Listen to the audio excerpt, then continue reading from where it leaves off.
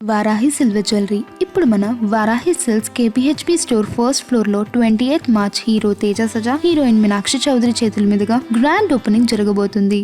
మధ్యప్రాచ్యం ప్రస్తుతానికి ఒక మహాయుద్ధానికి వేదికగా మారింది.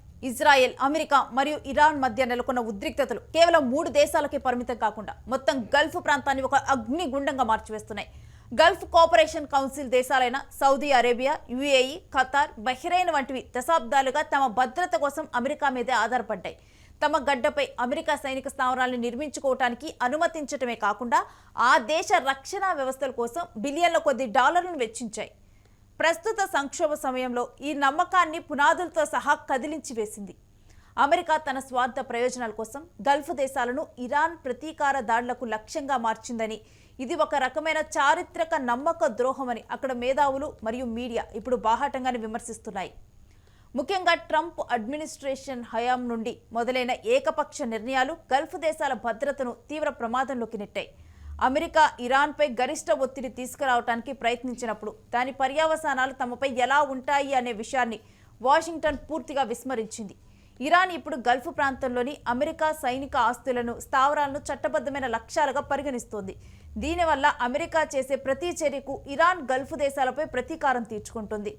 యహతా వంటి అరబిక్ పాడ్కాస్ట్లలో చర్చించినట్లుగా అమెరికా ఉనికి ఇప్పుడు గల్ఫ్ దేశాలకు ఆర్థికంగా మరియు సైనికంగా ఒక భారంగా మారుతోంది. తమను రక్షించాల్సిన రక్షణ కవచమే తమ ప్రాణాల మీదకు తెస్తోందనే ఆవేదన గల్ఫ్ పాలకుల్లో స్పష్టంగా కనిపిస్తోంది. ట్రంప్ అనుసరించిన దూకుడు వైఖరి వల్ల ఈ ప్రాంతంలో ఉద్రిక్తతలు పెరగటమే తప్ప గల్ఫ్ దేశాల భద్రతాపరమైన ఆందోళనలు తీరలేదు. గల్ఫ్ దేశాల రాజధానులపై ఇరాన్ క్షిపణులు, డ్రోన్లతో వరుసగా దాడులు చేస్తున్న తరుణంలో అమెరికా నిర్మించిన భారీ సైనిక స్థావరాలు నిశ్శబ్దంగా ఉండిపోవటం గమనార్హం. గతంలో తమ చిన్న మరియు బలహీనమైన దేశాలను కాపాడుతాయని నమ్మి అమెరికా స్థావరాల కోసం బిలియన్ల డాలర్లు కుమ్మరించాయి గల్ఫ్ దేశాలు. ఇక ఈ యుద్ధం ఒక కఠినమైన వాస్తవాన్ని పరిచయం చేసింది.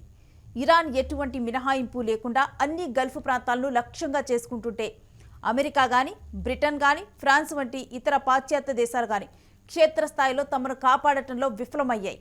ఒప్పందాల నెట్వర్క్ ఎంత విస్తృతంగా ఉన్నప్పటికీ అసలు యుద్ధం వచ్చే సమయానికి అవేవి తమ ప్రాణాలను, మౌలిక సదుపాయాలను రక్షించలేవని గల్ఫ్ దేశాలు గ్రహించాయి.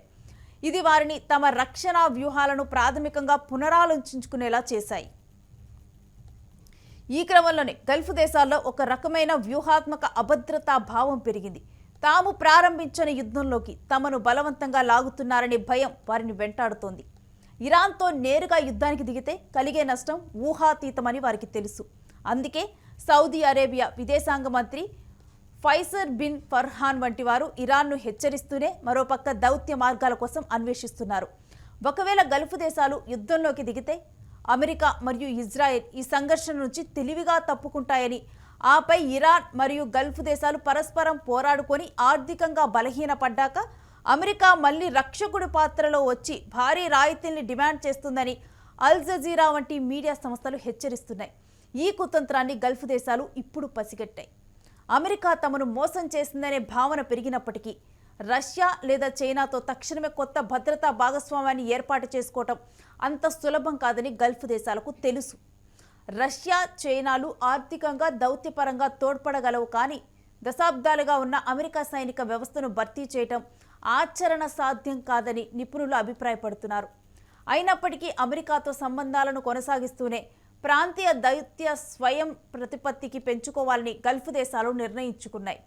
అంటే అమెరికా చెప్పినట్లు వినటం మానేసి తమ ప్రాంతీయ ప్రయోజనాల కోసం స్వతంత్రంగా నిర్ణయాలు తీసుకోవటం మరియు ఇతర ప్రపంచ శక్తులతో సంబంధాలను సమతుల్యం చేసుకోవటం, ఇటువంటి అంశాల మీద దృష్టి సారించాయి. ఇక ఈ సంక్షోభం నేర్పిన అతిపెద్ద పాఠం ఏంటంటే ఆధునిక యుద్ధం కేవలం సైనిక బలగాల మీద మాత్రమే ఆధారపడి లేదు. బాలిస్టిక్ క్షిపణులు, డ్రోన్లు, సైబర్ దాడులు వంటి సంక్లిష్ట ముప్పులను ఎదుర్కోవటానికి అత్యాధునిక సాంకేతికతతో కూడిన రక్షణ వ్యవస్థలు అవసరం. రచయిత అబ్దుల్లా అహ్మద్ అలీ జాసిమ్ అల్ మలీకి సూచించినట్లుగా గల్ఫ్ దేశాలు ఇప్పుడు విడివిడిగా కాకుండా ఒక సమీకృత రక్షణ వ్యవస్థ వైపు అడుగులు వేయాలి. కేవలం యునైటెడ్ ఆర్మీ మాత్రమే కాకుండా డ్రోన్లు, క్షిపణులను అడ్డుకోగల ఉమ్మడి సాంకేతిక పరిజ్ఞానాన్ని పంచుకోవటం ద్వారానే ఈ ప్రాంతాన్ని కాపాడుకోగలమని వారు భావిస్తున్నారు. బాహ్య భాగస్వామ్యాలు ఎప్పుడూ తమ స్వప్రయోజనాలకే ప్రాధాన్యత ఇస్తాయని గల్ఫ్ దేశాల స్వావలంబనకు అవేవీ ప్రత్యామ్నాయం కాదని ఈ యుద్ధం నిరూపించింది. చివరిగా అమెరికా అందించే రక్షణ నీడ ఇప్పుడు గల్ఫ్ దేశాలకు ఒక భ్రమగా కనిపిస్తోంది. ట్రంప్ అడ్మినిస్ట్రేషన్ నుండి మొదలైన ఈ ఉద్రిక్తతల పరంపర గల్ఫ్ దేశాల పౌరుల్లో అమెరికా పట్ల తీవ్ర అసంతృప్తిని, అపనమ్మకాన్ని నింపింది. ఐక్యరాజ్య సమితి చార్టర్లోని ఆర్టికల్ 51 కింద తమ ఆత్మరక్షణ హక్కును కాపాడుకోవాలని చూస్తున్న ఈ దేశాలు భవిష్యత్తులో తమ వ్యూహాత్మక భాగస్వామ్య స్వరూపాన్ని మార్చుకోక తప్పదు. అమెరికా తమను ఒక పావుగా వాడుకుంటుందనే స్పృహ కలిగిన తర్వాత గల్ఫ్ దేశాలు తమ భవిష్యత్తును తమ సొంత సైనిక మరియు దౌత్య శక్తితోనే నిర్మించుకోవాలని నిశ్చయించుకున్నారు. ఈ మార్పు కేవలం మధ్యప్రాచ్యానికే పరిమితం కాకుండా భవిష్యత్తులో ప్రపంచ దేశాల మధ్య ఉండే భద్రతా ఒప్పందాల తీరు తెన్నల్నే మార్చివేసే అవకాశం ఉంది.